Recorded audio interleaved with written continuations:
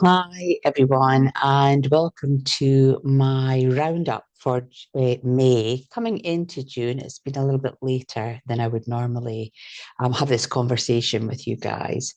And I think that's indicative of what May was like for me. It was a month where time had this whole new meaning. And by that, I mean, some days I was really consciously aware of being really present in time, from morning right through to night. And then other days where I was working away, time seemed to bend. And, when I looked at the clock, I'd lost maybe 3 or 4 hours, not quite sure what I had been doing. And it was like that out of body experiences that I used to have as a very young child. And it made me think about my place of safety when I was feeling a little bit ungrounded or a little bit unsure of what was happening in my world. I certainly did sit my body into my little dream type world. And that was my place of safety. I have huge memories of going into my grandparents' bedroom and then suddenly finding myself inside the wardrobe. But I have no recollection of how I got from outside of the wardrobe into the wardrobe because I was so busy chasing these voices that I couldn't find the bodies to. And that's all my psychic intuitive skills, my clairaudient skills, trying to find Grandma Alice. I could hear her as clear as day, but I just physically couldn't see her. And I think as a form of protection, um, residing outside of my body was certainly something I did very unconsciously. And it was really brought home to me, as you'll see in the script for this particular video, where I started school. And it was Father's Day, and we were all having to make a Father's Day card. And I was told I didn't need to make a card because I didn't have a father. And of course, lots of jeering from the children. This is back in the the very early 1970s. So single parent families weren't really the norm back then in a time sense, in a social time sense. And when I went home and I asked, I sort of relayed this message to my mom and I asked her, well, where is he? She then explained that he had passed away. And so that then sort of brought into that reality of, well, where was I when he passed away? How did that happen? And I didn't know about that. And so that was obviously under parental control as well, their decisions of not telling the children, but also me just not really being aware that he wasn't there anymore. So time has this way of creating space, but also compressing space. And I feel that has been May. That has definitely been my May. I normally don't look forward to May. I got married in May, and it's our 40th wedding anniversary on the 31st of May. And I really like me in terms of in the northern hemisphere, we're moving into that springtime and the blossoms out, and there's a sense of just expansion and joy and getting out into the sunshine. And then down here in the southern hemisphere, we're getting into that shorter nights, the darker nights, shorter days, colder weather. And I'm not quite sure if it's just that this particular May, I usually find it a long drawn out month this particular May with the sun, it's been the driest May forever, I think, on this in the South Island of New Zealand. Lots of sunshine. So we're having that last of the summer wine episode in our lives where we can actually go and sit outside and eat a meal or go for a coffee and sit outside on the street or in the park or wherever. And just to feel that warmth on our skin, which has been really missing from a very poor summer sunshine. Um, but I do feel that I've been in that sort of childhood place of not quite being in my body. And that has really translated into feeling I've had whole conversations, that deja vu thing. like whole conversations or watched a whole program, think, I think I've seen this, but how could I have seen that? It's just being put on television today. So it has been a sort of an interstellar moment where time has bent and that quantum physics of how we're living both a physical life and a spiritual life, how those worlds collide. And we feel we're having this existential out of body experiences. So I'm not going to say it's been a bad experience, nay.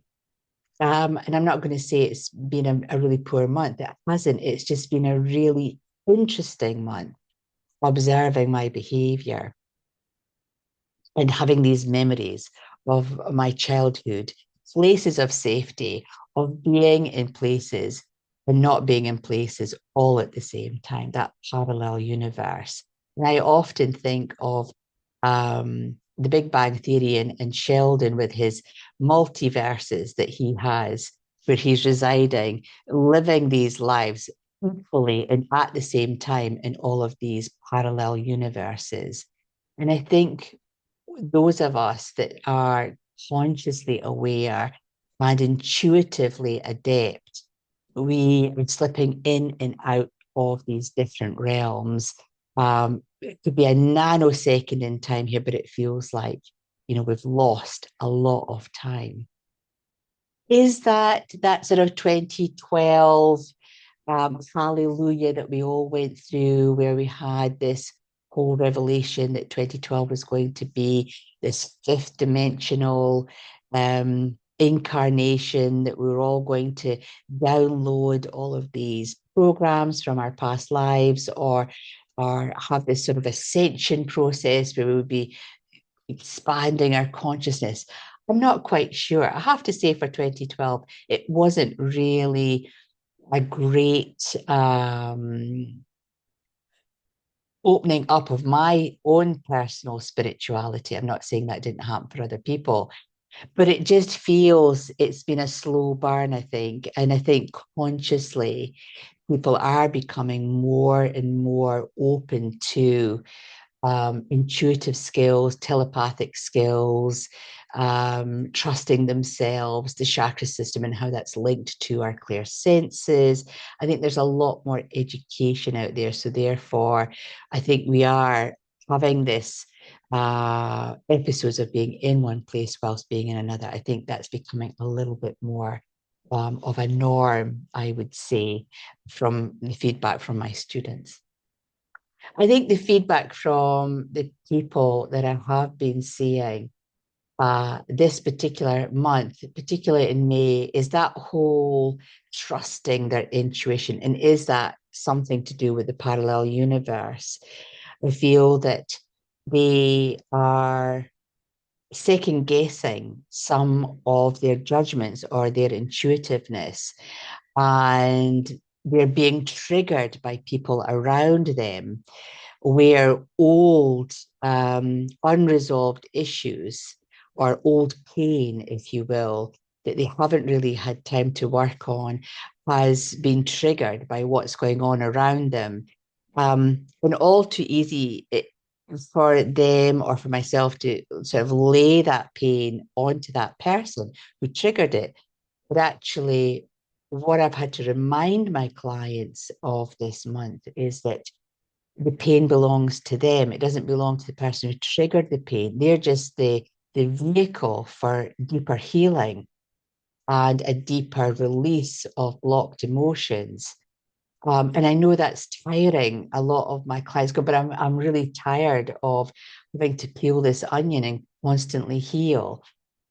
These people that come in and they trigger us in such a way that we do have a deep emotional response, that is a wonderful learning opportunity for us. And I can see that in my clients when I do sort of talk them around that whole process of emotional pain and why it's occurred and how they can then best um, heal that process for them in such a way that when that conversation or that topic comes up again, they've got that resilience built into their emotional bodies And so therefore they can deal with those types of triggers in the future, or as their relationships, friendships, work, colleague relationships deepen, and it adds extra value to them.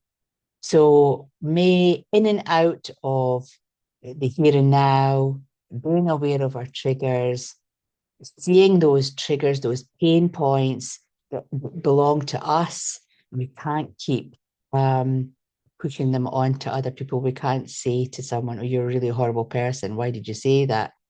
We actually should be saying, "Well, thanks for saying that because I've had a really deep emotional response to that. So I need to go and do some healing."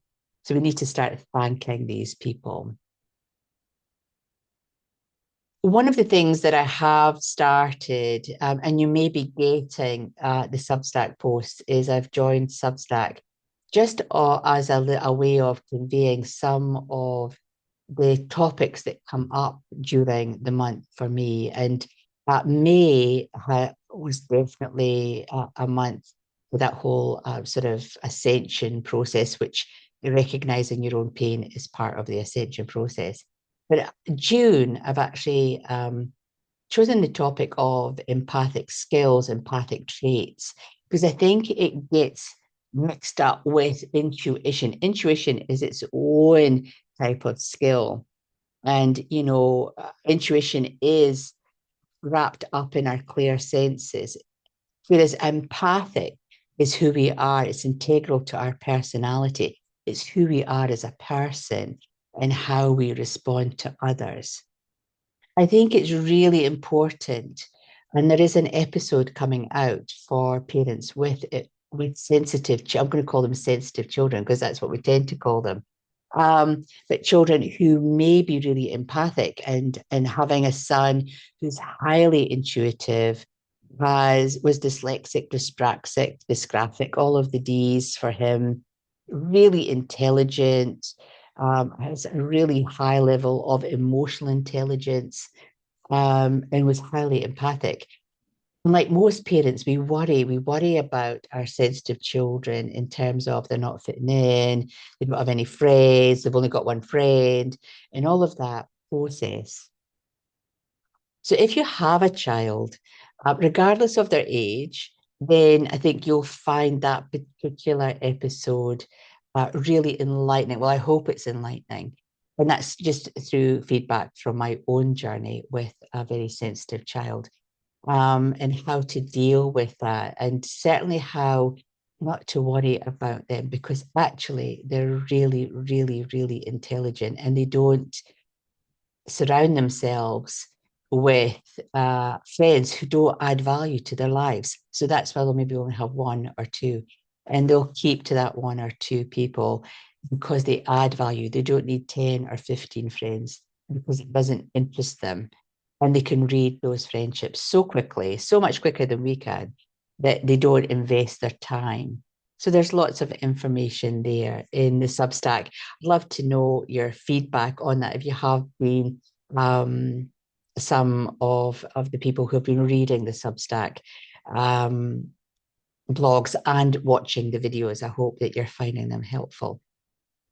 Other thing I wanted to just touch on is that I have created a whole new stream of meditations around the master numbers. So that's the double one, double two, double three, and the double eight, which is the Lion's Gate, 88. So helping you get into the vibration of that. We're coming up for the Lion's Gate in August, the 8th of August. But I've also put together the angelic numbers, those triple numbers, the 111s and the 222s and the 555s and the 666s that we see. What are those meanings? Who are the angels that you could call upon to really understand why you're seeing those numbers? What is the message that they are telling you? So all of those beautiful new meditations are up and live on phyllisbrown.co.nz. I'll put the link in the email below. In the newsletter, you'll see there is a lovely graphic, 50% off of all of the meditations with the code, the discount code that you just put into the shopping cart once you've purchased.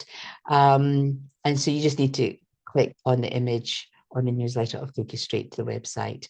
And hopefully, you'll start having a better connection to why you keep seeing these numbers, what the message is, and how to utilize that information to improve your set of circumstances. As with everything else out there, the Reiki course has just had an amazing Reiki class with four beautiful souls at the weekend. We've got a lovely student booked in on the next Reiki 1 class, which is in August. We've got the crystal class, but also the Angel Connection course. That is a long weekend course. And we'll be delving into the world of the angels with practical exercises and meditation. So, for those of you that live locally, it would be great to see you. For those of you who are interested in the online class, I can manually enroll you in that class. It's $40 for the online class and the video clips. So, hopefully, you're going to have an amazing June and see yourself as this really powerful person who can move between time, who can ground yourself really successfully by being in the sun, by just sun baking, face up to the sky, grounding into the earth below, and being more consciously aware of when we're going through these portals that are available to us. Until the next time, stay and we'll see you later. Bye for now. Namaste.